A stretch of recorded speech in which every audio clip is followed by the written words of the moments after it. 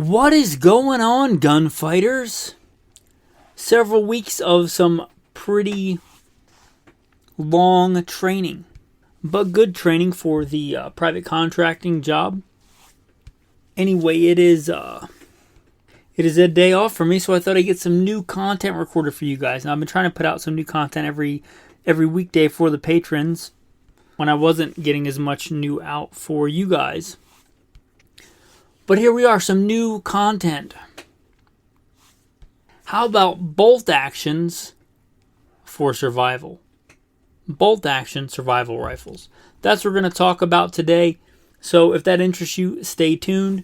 I'm going to do a real rapid fire bio. I mean, even faster than normal. And we'll get into the main topic.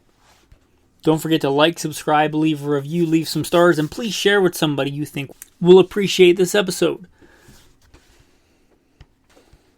Blessed to have served in military, law enforcement, combat veteran, private contractor, competition shooter, lifelong hunter, guide. Blessed by God that He got me through all those things so I could share this firsthand training, knowledge, experience with you to serve you today. Let's dive into the podcast. Alright, so let's get into this episode of Gunfighter Life, where we talk about guns, gunfighting, tactics, survival, ballistics, all manner of things the right way with Almighty God at the center, Judeo-Christian values, and real-world first-hand experience. If you can read between the lines on that quick bio, you might surmise I know my way around a bolt gun. Bolt guns, let's be clear, would not be my number one pick for the apocalypse. Right? That is not my number one pick. I'm not saying that it should be. That's not why I'm doing this episode. I'm doing this episode because it is a lot of people's choice. A lot of people, because of either legislation or they're just comfortable with it, there shall not be infringed has, let's just say, been infringed. And so that is some people's choice for what they would pick for the end of the world as we know it. If you are in that camp or you are considering being in that camp where you think a bolt action rifle is the best choice, that's okay. That's kind of what today's topic is about. What is your best choice in that arena, in that bolt action rifle arena? That's what we're going to talk about today. Also, another caveat, we are talking about center fire rifles. I've talked about on other episodes, probably several times, about rimfire rifles and their role in survival. We're not talking about bolt action rimfires here. We're talking about bolt action center fire rifles. And the way I've got this episode laid out in the outline is I'm going to talk about some really, really good choices.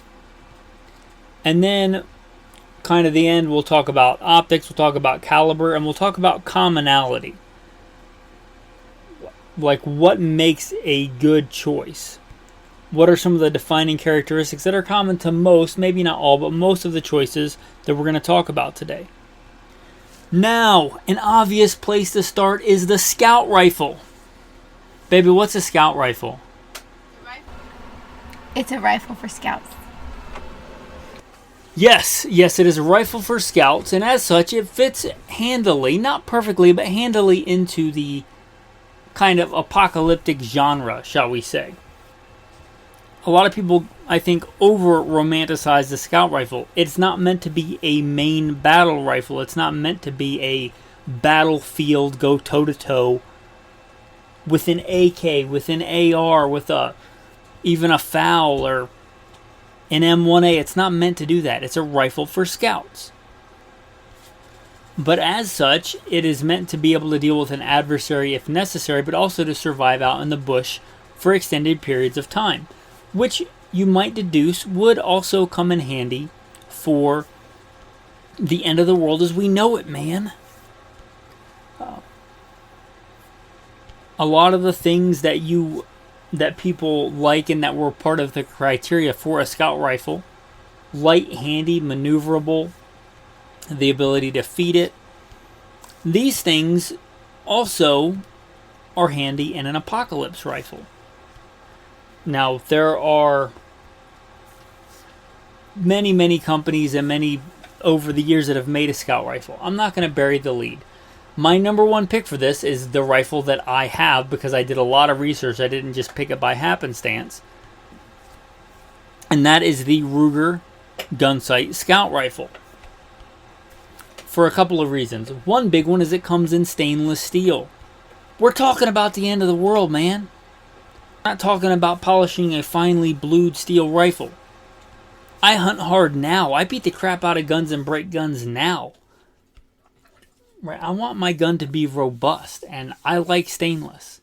The Ruger Gunsight Scout Rifle comes in stainless. And also a big feature for me is that it comes in controlled round feed. Now, I've done a whole episode on controlled round versus push feed, but controlled round feed is generally considered more reliable, especially by like people whose the things that they're hunting is going to eat their face off, like lions and tigers, dangerous game hunters, Alaskan bear guides. Not exclusively, but there is a big chunk of that very small subset of people that really like controlled round feed rifles, and I like controlled round feed rifles. Now here's the deal. I don't think that you should choose a bolt action. I started out with this. If you can have a good, reliable semi-auto. But one of the few advantages you would get with a bolt action over a semi-auto is its rugged, robust action. Like just nasty, dirty, harsh conditions and still operating well. It's one of the reasons it hung around in the military for a big chunk of the 20th century when there were faster designs. Because they can be so rugged and robust.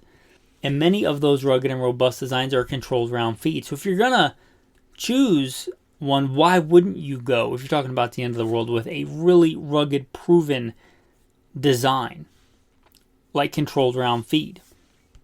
And going back to the Ruger Gunsight Scout, it comes in stainless and it comes in controlled round feed. Those are two of the big reasons that I chose it, because for a long time I wanted to try the true scout rifle genre.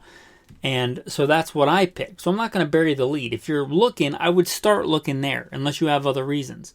The Ruger Gunsight Scout Rifle. It comes in a couple of different models. One of the things about the Scout Rifle that you may or may not want that I think is kind of dated is the forward mounted optic. There's a lot of reasons for that. I don't want to turn this into a Scout Rifle episode. You may or may not want that, but I wouldn't count it out. There are maybe more than a couple, maybe a few decent Scout Rifle optics available. But that's one of the big things that hurts it nowadays. I think that the time that forward mounted optic made more sense at the time. It makes less sense now, but I wouldn't discount it. And with the Ruger Scout Rifle, and the next one we're going to talk about, there is provisions where you can mount a traditional optic. And perhaps one of the best things about the Scout Rifle, other than what we aforementioned, is that it has good usable iron sights. Most bolt-action rifles today, sadly, don't come with iron sights, which to me is a lot like modern vehicles, modern cars that don't come with a spare tire. Come on. Really? Come with a spare tire. Make a good bolt-action rifle with iron sights. You'd think that would be a no-brainer, but sadly today, the vast majority of bolt-action rifles don't come with iron sights. You're talking about the end of the world. Maybe a piece of glass or a couple of pieces of glass that might break is not what I want to count my life on. I would want an optic primarily on an end-of-the-world rifle. It's a force multiplier, but if and when it breaks, I want to be able to take it off and throw it away and still use the rifle. So that's kind of a big deal to me. Iron sights, and the Scout Rifle has that. Now again, I don't want to turn this into a Scout Rifle episode, but my second choice would be the Steyr Scout Rifle. It's got some cool features. You can store an extra magazine in the buttstock. It's got a built-in bipod. It's got some cool stuff. Even though it came about in the 90s, I think maybe 1990. Double check that, I'm not sure. But early 90s, the Scout Rifle came out. It still looks like it's from the future. Whereas the Ruger looks kind of like more traditional. It looks strange, but it would fit into, most people think of it as like a hunting bolt-action rifle. The Steyr Scout looks like like what they would carry on the space shuttle if they were cool enough to carry rifles on the space shuttle. That's kind of what it looks like. But it's also a good rifle, but it's not controlled round feet. But if you want to look there as well. Similar things that I've said. I looked for a long time, and I do like it less than the Ruger. but it's a really good option. It's probably my second choice. So you might look into the Steyr Scout. It does have one of the benefits that it comes in a lot more calibers than the Ruger. So that is an advantage if you want to look at different calibers. Neither one of those rifles is what I would call a budget rifle. So if you're on a budget, or even if not, there are some reasons you might want to go with this next rifle, and that is the Mossberg MVP. The Mossberg MVP has been around a while. I remember when one of my good buddies who's now passed away first got one. And I was like, what is this abomination? But it's a pretty cool rifle. It's got a lot going for it. It's kind of like if a bolt action and an AR-15 had a baby. It takes AR mags. If you're talking about the 223, now they make it in 223 or 308. So, but if you wanted something that took AR mags, we'll get the calibers later, but it's got that going for it. It's affordable. I think it even has like an AR type flash hider. It's got, again, iron sights, which is a big deal to me. You can mount optics on it, which again is a big deal to me. I want both. I don't want to have to choose one or the other. I would like both. Yes, please. Redundancy is good in normal times. Redundancy is even better if you're talking about the end of the world and that's your one long gun. So the Mossberg MVP, and unlike the other ones, the Mossberg MVP is not very expensive. At least I wouldn't consider it very expensive for a bolt-action rifle. It's a good, affordable bolt-action rifle. Do I think that it's just as good as? A lot of times we fall into this fallacy of, I want this thing and this is what I can afford and I'm going to pretend it's just as good as. I don't think it's just as good as the other two options I just mentioned, but I think it's a good option, and I think it's a good option for the money. It's not stainless that I'm aware of. It's not controlled round feed. It's not as cool and space agey as a Steyr, but the Mossberg MVP is a good, I think, working man's apocalyptic bolt action choice, especially if it's going to be primarily, until the end of the world happens, a truck gun and hang out in the back of your truck and get beat up. Now, I'm not one of the ones that goes budget on a truck gun because that's just not me. But if you feel more comfortable with a budget gun bouncing around in the back of your truck, then this is also a good option. It would also be a good ranch rifle in the meantime. But that Mossberg MVP, one of the things I like about this, I think more than the other options, even the front runners I mentioned, is that it's got a pretty long rail on top. So you could mount all kinds of different ways on that gun, which is pretty cool. Again, it's a pretty neat option for what it is. Now, I didn't mention it in the Scout Rifle, but Savage also makes a Scout Rifle. I didn't mention it because it's a bit heavy, but not a bad choice. Also, not nearly as expensive as the two Scout Rifles I mentioned, the Scout Rifle. They also just come out with a new model, the Magpul Scout, which is even heavier, which is one of the things I don't like about it. Now, I like Savage. Savage makes a good product, and every Savage bolt gun I've ever had has been crazy accurate. Like, if I'd have spent 3 or 4 times as much money on it, I think I would be happy with the accuracy of it. They've all been crazy accurate. I imagine if you want a really, really accurate Scout Rifle, even though it's cheaper, it's probably up there for the Savage Scout Rifle. But Savage makes a model that I think I would choose above the Scout Rifle, because again, I think the forward-mounted optic is kind of not obsolete, but maybe antiquated is a better word. They make one called the Hog Hunter. And the Hog Hunter is pretty much, to me, a quasi... Man, this is going to make a Scout Rifle community blow up and have a conniption, but it's kind of in that same vein, except for you mount a traditional rear-mounted optic, which many would say writes it off as a Scout Rifle. But if you like that kind of idea, the Savage Hog Hunter is a really, really well thought out rifle. And again, unlike most, it comes with iron sights. And not just fastidial like #MeToo iron sights. I mean good usable iron sights. They're not crazy expensive. They're, again, a good option. They have adjustable length of pull, which is a big deal to me. Which I should mention, a lot of the other ones we already mentioned also do. It's also available in some cool calibers. You check that out on your own. But Not as many as the Steyr, but you got a few options there. The Hog Hunter. Alas, it is not stainless, which really saddens me. The weight is good though, 7.06 pounds by looking at the one I'm looking at here. It may vary depending on caliber, but it's not heavy. It's 7.3 pounds, another model I'm looking at. So a good option. And again, Savages, everyone I've ever seen has been superbly accurate. I should mention also comes with the threaded barrel. So you got a threaded barrel, you got good iron sights. Probably going to be crazy accurate. It's got the AccuTrigger, probably going to have a pretty good out-of-the-box trigger. Which I'll be honest, my number one pick, the Ruger, did not. It wasn't hard to do a trigger job on, but out of the box, it was nothing to write your mama about. So, the Savage Hog Hunter, I think, really flies under the radar. I don't think a lot of people even consider it, but I think a phenomenal option. Now, another genre I'm going to talk about is, I mentioned a lot of modern bolt-action rifles don't come with iron sights, but that wasn't always the case. Now, I'm going to mention a few models particularly.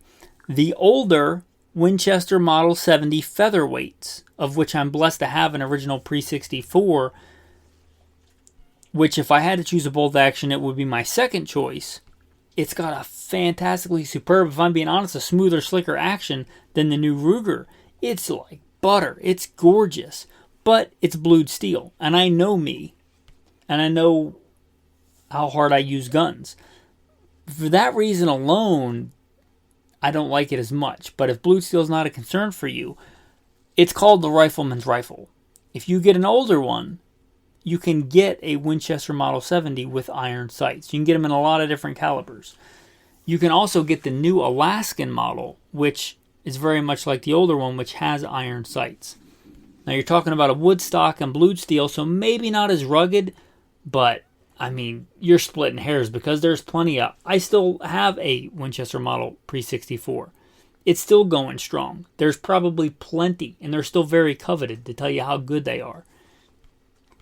It seems kind of a shame to get one but you could get one and put a polymer stock on it or a laminated stock on it and Cerakote it, and you could do that, and it would have the iron sights.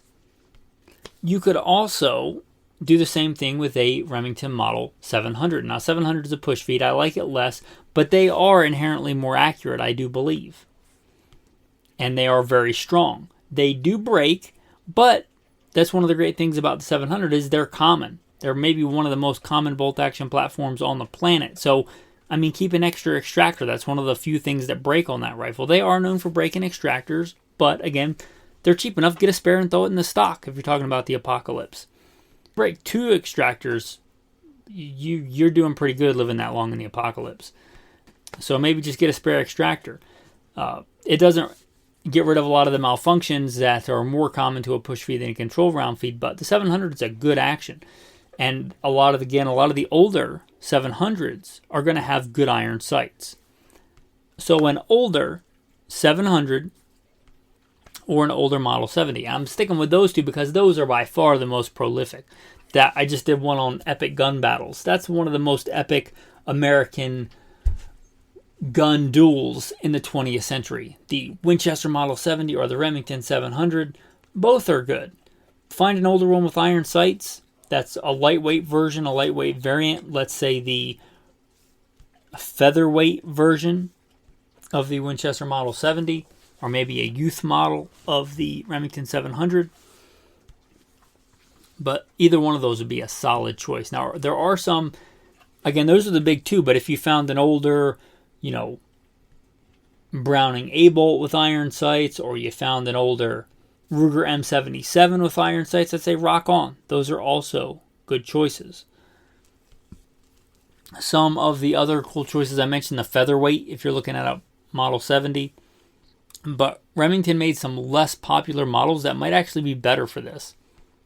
One are the Mohawk rifles. You may look those up, the 600, the 660, the 673, I believe. They're all kind of in that same genre. Those would be fantastic. And the Remington Model 7. Instead of the 700, the Model 7 is a lighter, handier variant. a really good option for this. But you're getting away from, I don't know how many of the parts interchange between that and the 700. If it takes the same bolt, same extractor, that's probably most of the stuff that's going to break. So that's a really handy, beautiful rifle, the Remington Model 7. Another really cool one is the Tikka Arctic. Tikka makes a fine rifle, and if you want a cheap, budget, accurate, out-of-the-box, smooth action rifle, the Tikka is it. The Tikka T3 is a fantastic rifle. It is a kind of one of the heavyweights, not as far as actual weight of the gun, but as far as taking up a big market share of modern bolt-action rifles. The Tikka T3 is a fantastic rifle for what it is. I don't think it's as good a choice for this. Again, most of the models don't come with iron sights. However, the Canadian Ranger rifle you might find as the Tikka Arctic, that is a beautiful, beautiful rifle. My issue with it is that it's basically a Tikka T3, which is a budget rifle, but that Tikka Arctic, if you can find one, it's really, really expensive. And what you're basically getting is a Tikka T3 with iron sights and a cool looking stock. But cool looking, not a primary concern for me. That's a secondary thing. Nothing wrong with being cool looking. It's not a war crime to look good. But you're basically paying way, way, way more money for the Arctic variant because the Canadian Rangers use it and it's cool and it comes with iron sights. But are you willing to pay, a couple of $1,000s for a $600-700 rifle because it has iron sights? You get what I'm saying there? But it's really cool. It's a really, really good option. And again, that Tikka, they're accurate and they have a smooth action. Probably the smoothest action of anyone that I've mentioned so far. Maybe the Steyr, I'd have to run them side by side, but it's a smooth, smooth action. It is a push feed, but I do believe that extractor is a little bit beefier and a little bit better than the Remington 700. Not all push feeds are considered equal in my eyes when it comes to extractor issues.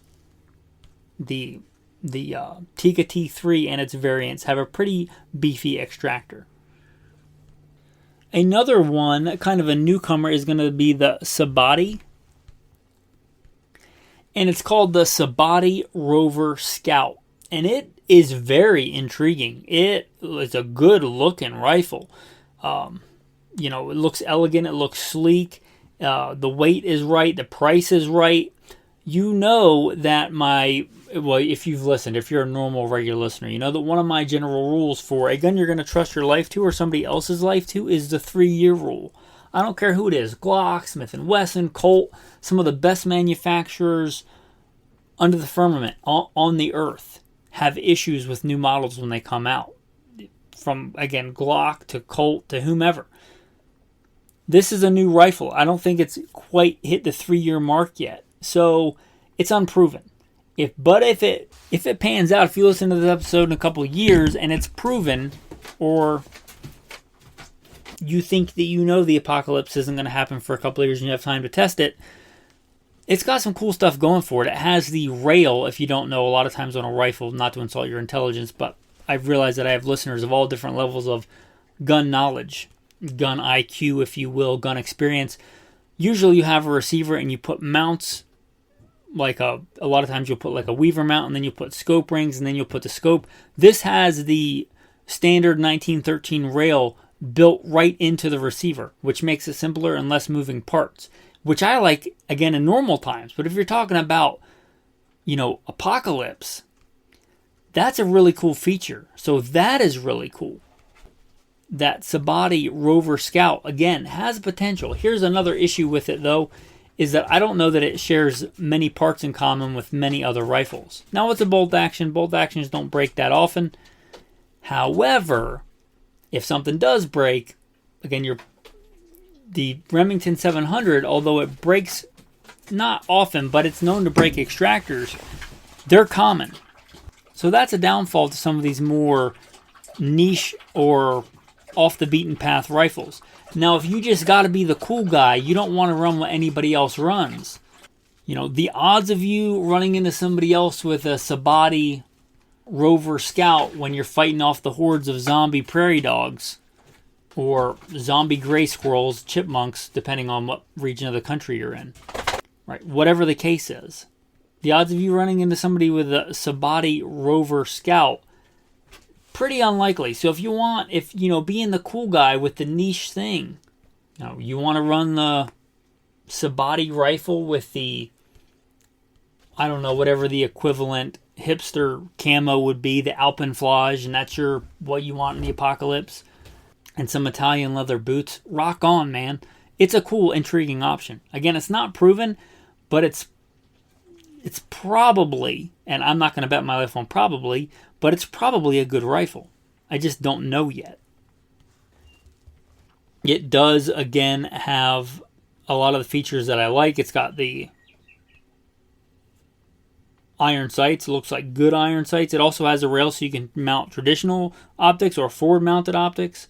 It's got an adjustable stock in different ways. The weight, it seems good.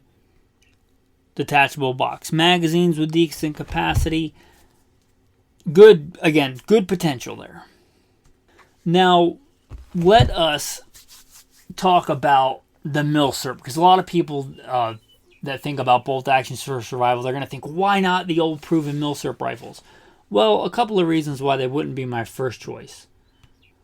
They are, a lot of times, built like tanks.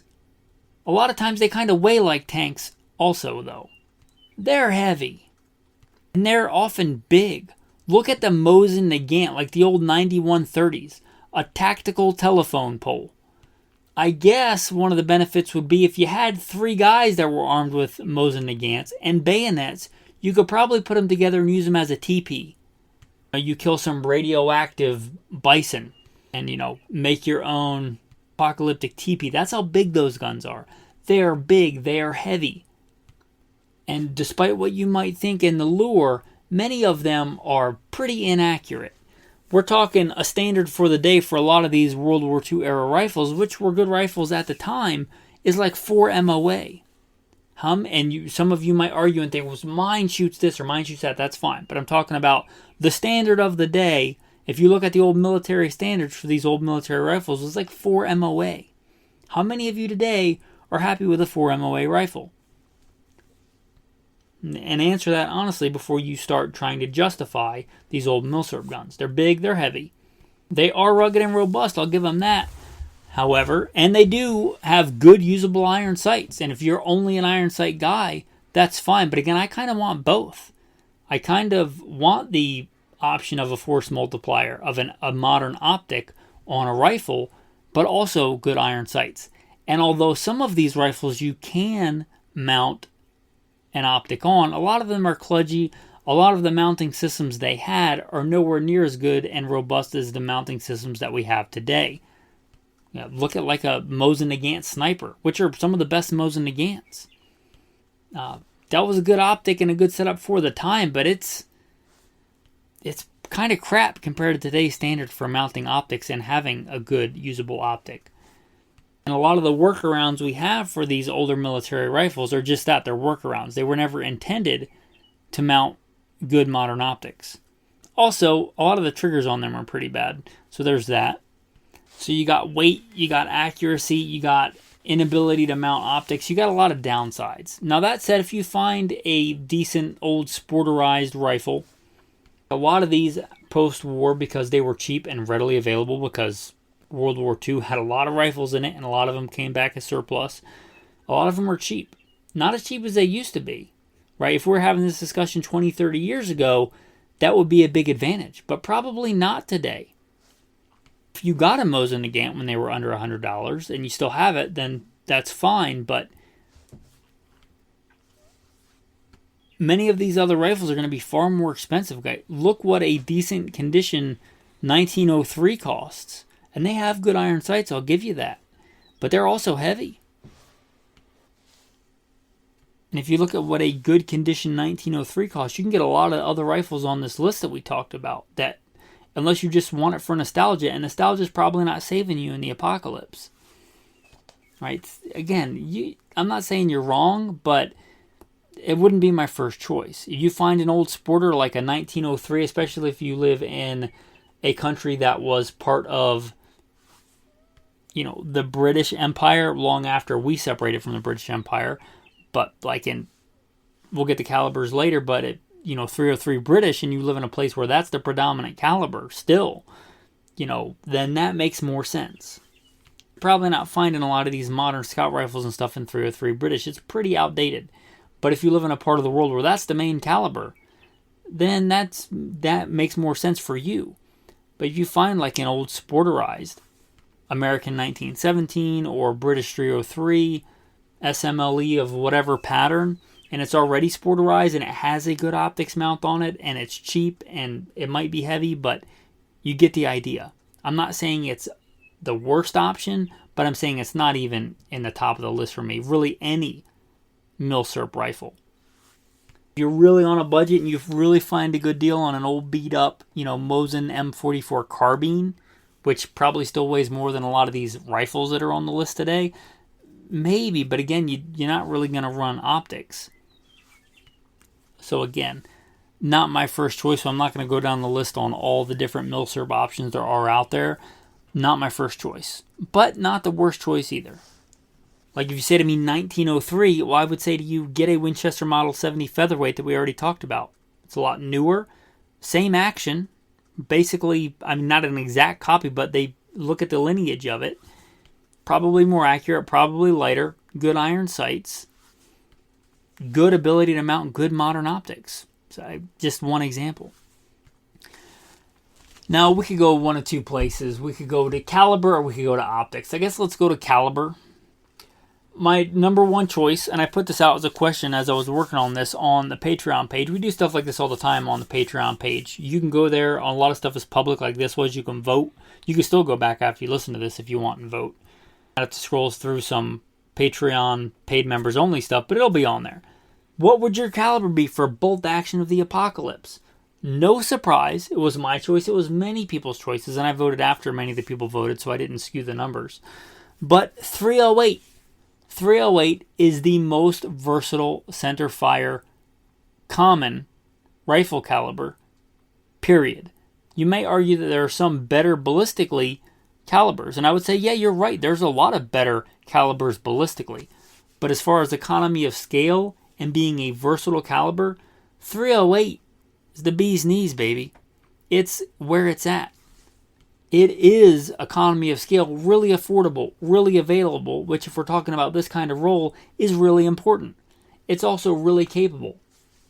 It's not as versatile as the 30-06, which would also be a good option for this. It's not as versatile, but it's way more available and more affordable. Not just in ammo, which is a thing, but also in the amount of rifles, modern rifles it's available in. Like a lot of these scout rifles we talked about, they're not going to be available in alt-6, but they will be available in 308. Also, it's a NATO caliber, which has some advantage. Not because I have a lot of love for NATO, but because that means it's a lot of military ammunition made in it.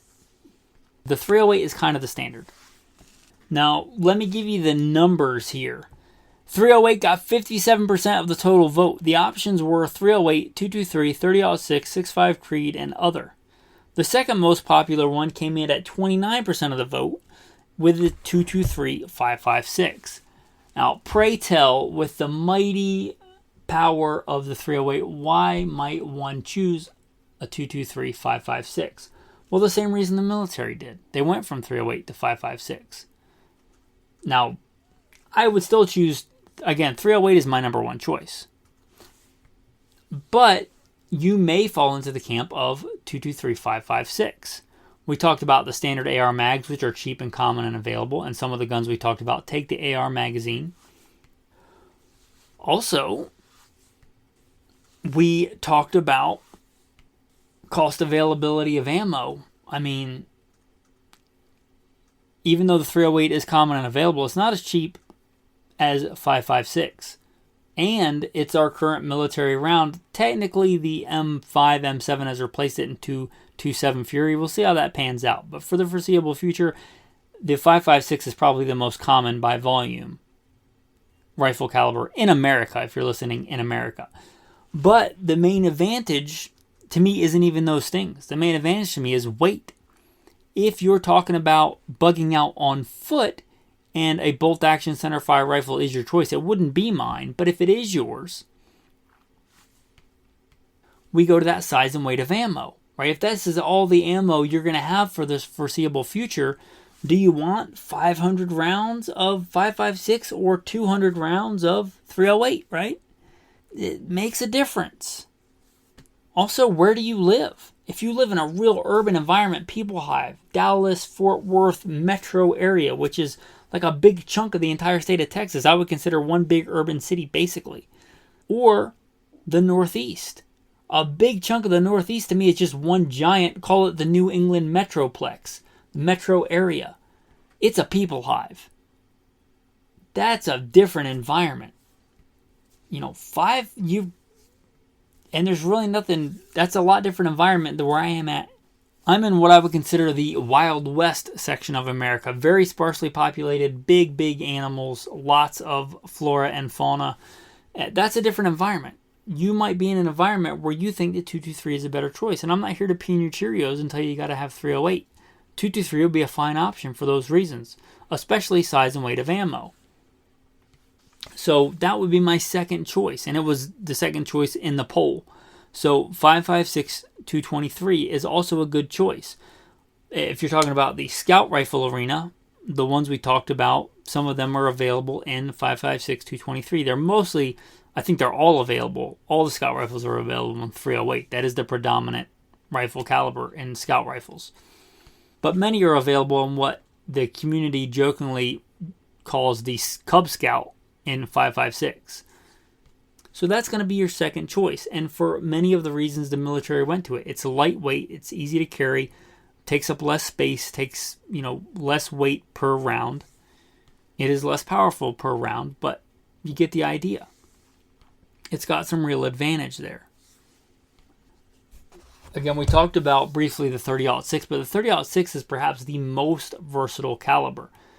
Probably my second choice besides 308, because I live in an area with big megafauna. And the 308 does pretty much what the 30-06 will do in a 150 grain bullet, but when you talk about bigger, heavier bullets, one of my go-to loads for the 06 is 220 grains. You're not getting any factory loads in 220 grain 308. I'd hate to see what the numbers would be, but they'd be anemic. But that's a go-to dangerous game load. And I live in a state with, mountain lions and black bears and brown bears and wolves. So mostly for the brown bear, the grizzly bear. But, and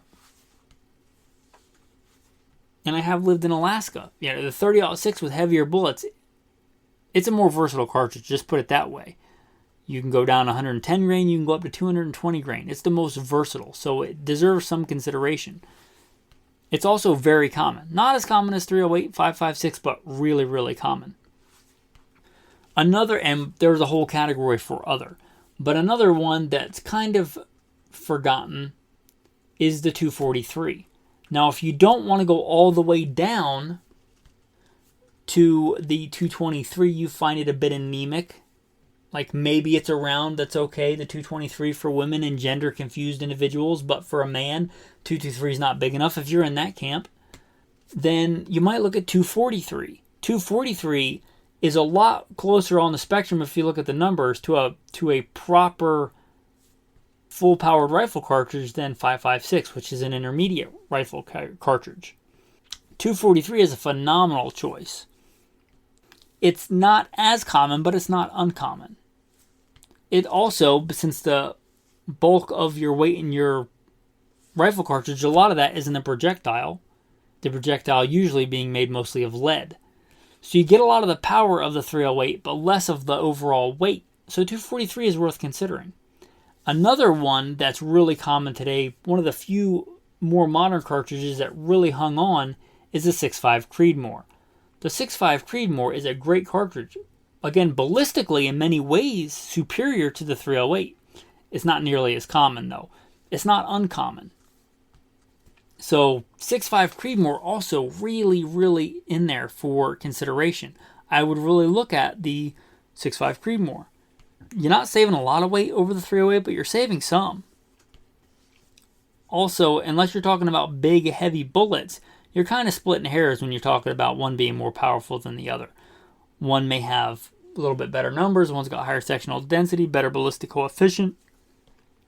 Long range shooting is not what I would want in a rifle for the apocalypse. If you're more towards the long range spectrum, the 6.5 Creedmoor obviously pulls ahead there. 6.5 Creedmoor is a good choice. It's kind of better in almost every way ballistically than the 308. I know, but it's not as available. It's not a standard NATO cartridge. It's not nearly as common. And economy of scale, it usually costs more.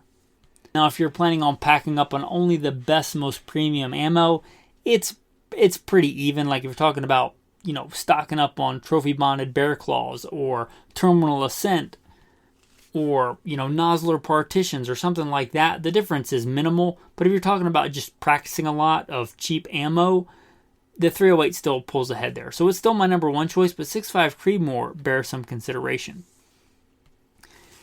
Another one that would be really good if I could think of a rifle that met all the criteria and a bolt action would be another intermediate cartridge, the 7.62x39. There are bolt action rifles made in it. I honestly can't think of a bolt action rifle made in it that has iron sights. There probably is one that it just doesn't come to mind. I know the older Ruger M77 stainless steel controlled round feed, many of the things that I like came in 7.62x39. Sadly, I don't know that it ever came with iron sights. Maybe it did. If it did, good option. Ruger still makes one in their kind of American rifle, but I don't know that any of them come with iron sights. I didn't even mention the Ruger American because most of those, if any of them do, I can't think of any that come with iron sights. And that's kind of a big deal to me. So we talked about caliber. Let us talk about optics. I said optics were a force multiplier. My number one pick for this, LPVO, low power variable optic. If it's a scout rifle, a true scout, and you want to mount a scout optic, that's fine. LPVO is going to be my number one choice. We're talking about 1.5 to whatever. 1 to 6. I really like 1 to 4s. I like a 1-inch tube because I like sleek and svelte. To me, that's more important than more magnification. You start getting into 1 to 6s, 1 to 8s, 1 to 10s. They start being obese when it comes to the rifle, which doesn't just add weight. To me, it makes them a little ungainly and a little less balanced, which to me, balance is important. Not often talked about. People often talk about, what's your MOA on your rifle? What magnification do you have? But they don't talk about weight and balance. And a big top-heavy, obese optic on my rifle is not what I want. In normal times, it's certainly not what I want for this type of rifle. So I like a 1-inch tube, low-power variable optic. My number one pick, and I'm not brand loyal. I don't get sponsored by any of these companies. I refuse sponsors because I don't want to be a bought and paid for shill. There's plenty of places you can go to get bought and paid for skewed, bribed content. Not here. But Leupold is my number one pick for many of the optics. Not always, but Leupold, I would look to see if they make something because I know their stuff is rugged. Will they break? Sure. If I take it and use it to beat the lug nuts loose on my car, I'll probably break the optic. But Leupold optics are some of the most rugged and robust that I'm aware of. Period. You can get nicer optics that cost a lot more money, and there's nothing wrong with looking at Nighthawk for this or some other company's SWFA. But my standard is going to be look at Leupold, see if they make something. If not, get another good, rugged, robust optic. But LPVO is my number one choice. My second choice may surprise some of you, and that's going to be a fixed power scope. Not real common today, but if you look at like an exploded view, which I realized talking in the group chat that a lot of the younger people may not, even older people, maybe it's just me. When exploded view is like an exploded diorama of the parts that make up a thing, a car engine, a watch, and this thing, a scope. It's like a diagram with little lines that show where everything goes together. If you look at an exploded diagram of a variable powered scope and a fixed powered scope, fixed powered scopes are a lot simpler in general. Simple is good, especially when it comes to optics. Less likely to break in general. So my next choice would be a fixed optic. Somewhere in the same range that the LPVO would be, but like a fixed 2.5, a fixed 4. Those would be my second choice. My third choice would be a red dot. Depending on your place, if you live, again, depending on geography, I'm looking out at an ocean, a proverbial ocean of grassland, of high prairie surrounded by mountains. I can see a long way. But if you live in what I would call the giant people hive of America, the Northeast, east of the Mississippi and north of the Mason-Dixon, or, I mean, really, east of the Mississippi, east of the Mississippi, that's a people hive to me. Might always be one big city as far as I'm concerned, with little pockets of not city. When you're talking about that kind of area, a red dot might be better for you. Actually, before the red dot, not as common, but a prism sight is probably better, because a prism sight usually has an etched reticle, which means even if there's no batteries in it, it will still work. I like that. So next would be a prism optic, and there are some good prism optics made. Sadly, a lot of these are made for AR type rifles, which makes sense, but you generally will get a higher height over bore, because, without getting too technical, the operating system of most ARs requires a buffer tube, which means it's in a straight line, which means the optic is usually much higher than a traditional rifle. So it might not work well with most prism sights on this type of rifle. But if you can find one that works, a prism sight is probably a better choice, again, because they have that etched reticle. They're a pretty rugged and robust design. They're not as common, and they're usually more expensive than a lot of red dots, but probably a better choice for this. Next would be a red dot. Is a red dot going to last forever? No. Is it going to last anywhere near as long as a rifle? Probably not. But again, you got your backup iron sights. It's a force multiplier while you got it, and when you run the course of that red dot's life out, you take it off and throw it away, and you still have a good iron sighted rifle.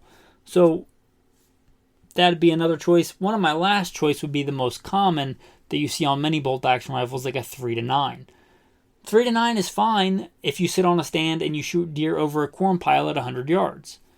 But I don't like a 3-9 for most things. It's way too much optic for me.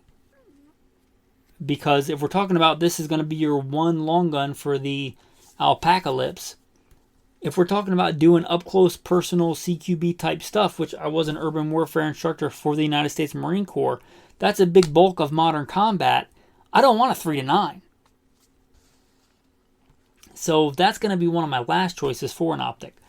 Now, I do want to mention a lot of people focus on the optic and they forget about the mounts. The mounts are as important as the optic. It's a system. You got to have good rifle, you got to have good mounts, and you got to have a good optic. If you have a really good expensive optic and crap mounts, then that kind of defeats the whole purpose of having a good optic. The optic is only as good as the mounts that it's mounted on. Good optics. Again, I'm not brand loyal here, but a couple of really good options are the Warren Quick Detach. That's a good, not crazy expensive, rugged option. I'm not saying that a quick detach system is a go or no-go, but it's really nice. Again, if you break that optic, you can twist it off with your hands and throw the optic away.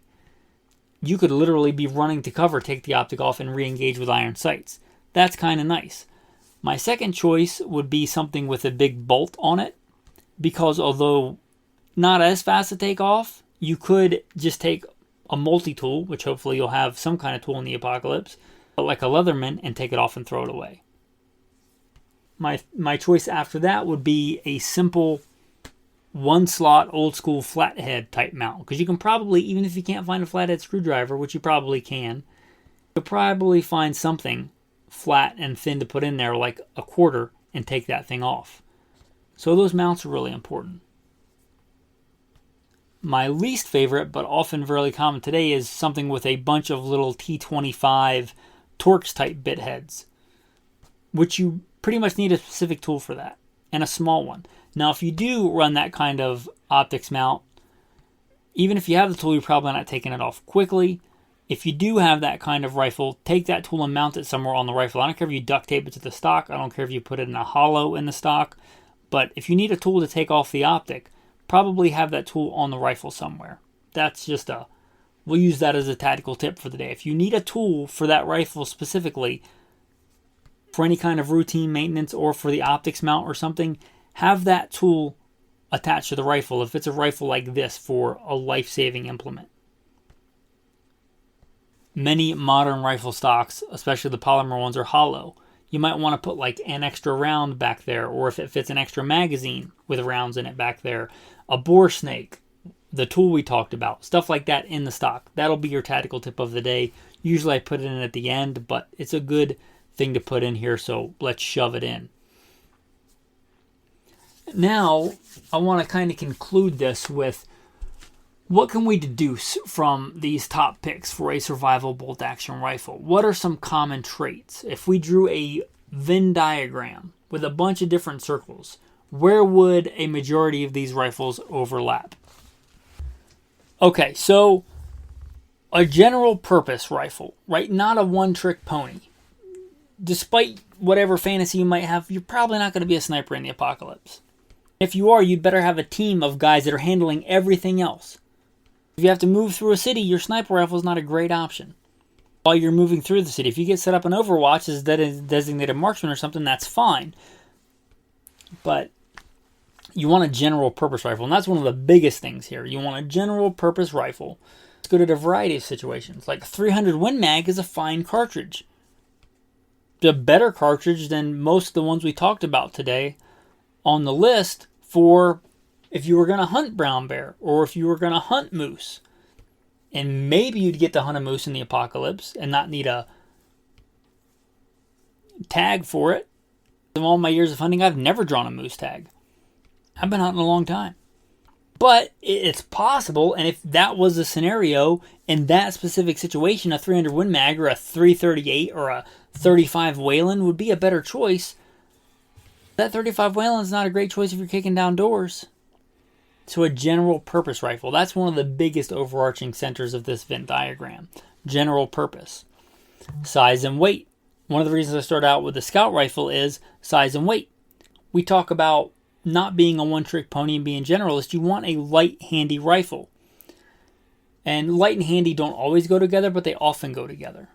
Kind of like soft and fluffy. You could have one or the other, but they generally go together. Light and handy rifles generally go together. You know, a PRS rifle would be great if you planned on flopping out of your truck during the apocalypse and throwing the rifle on a tripod because it weighs 18 pounds, then having some kind of post-apocalyptic Walmart rascal scooter with four-wheel drive to get around. But if you got to carry that thing, if you got to ruck that rifle, you don't want a PRS rifle. You don't want an 18-pound abomination of a rifle for this. Light and handy is also really important. Another really, really important one is iron sights. It's every option I put on the table today, backup iron sights. That's like a go no-go gauge to me for this. It's got to have backup iron sights. If I am intentionally choosing a bolt action rifle for this role, I want it to have backup iron sights. I thought about justifying that and talking about it, but I don't think I have to. I think you probably know intuitively that however rugged that optic is, you probably want backup iron sights. Also, maybe not a pure go no-go. I would just run a rifle with just really good iron sights. But I really, really would like an optic. An optic is a force multiplier. I would like the ability not just to have some kind of optic, but to mount a good optic, which means a good modern optics mounting system. That's important to me. Available in a common, easy to get caliber. 6 arc might be great ballistically. I don't want a 6 arc for this. That's kind of a one-trick pony niche round. That is not a general purpose round to me. What are the odds of you finding 6 arc if things go sideways? Probably not good. So common caliber is a theme here. And common doesn't have to mean NATO specifically, but 5.56, 308, even 30-06 and 243 are fairly common. So a common round. I would say rugged and robust, but in general, most good modern, not all, but most good and modern bolt action rifles are pretty rugged and robust. Even the ones that are less rugged, like a Remington 700, are still pretty rugged. I'd still say they're more reliable than, let's say, an AR-15. So all of them are pretty rugged and reliable. So that's a pretty good commonality there. The odds of you breaking something aren't great, so less important on the Venn diagram, less overlap would be commonality of parts.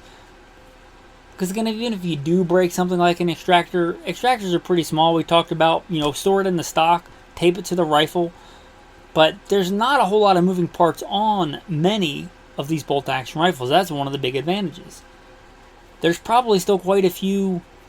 Again, a Mil-Surp wouldn't be my first choice, so there's probably still some Japanese Arasakas and Mauser 98s kicking around from a long, long time ago that are still all original parts and still work just fine.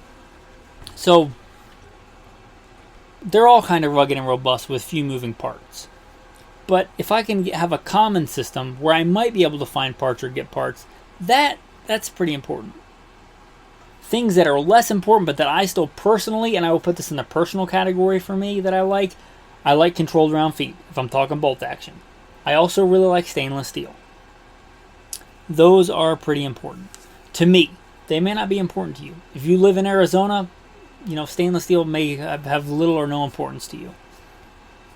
Anyway, those are some of my thoughts and some things that you might want to consider if you're talking about bolt-action rifles for the end of the world, for a survival rifle, for a long-term, grid-down, hard times tool, however you define it.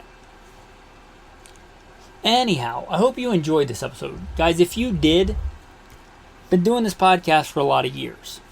Been digging into savings for a lot of years. I recently took on another job as let's just say a hired gun, a private contractor, to make money to build the savings back up again. But the goal, God willing, is to someday make this a full-time income.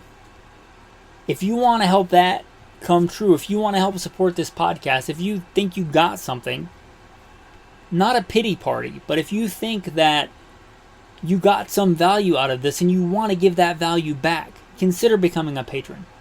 Mostly because you want to support the podcast, but also patrons get a lot of cool insider-only content. Content that you're just not going to get unless you're a really good hacker or you actually become a patron. So consider becoming a patron. There's a Patreon link in the show notes. With that, we talked about a tactical tip of the day, your tactical verse of the day. Because spiritual survival is more important.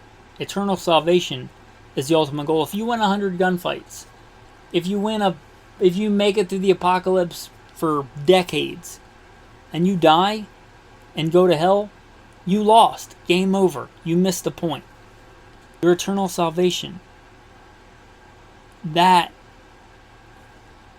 is more real than physical stuff, the eternal, the spiritual. Therefore, since we are surrounded by such a huge crowd of witnesses to the life of faith, let us strip off every weight that slows us down, especially the sin that so easily trips us up, and let us run with endurance the race God has set before us. I think that's a good and fitting verse for this episode. Thank you, and have a blessed day.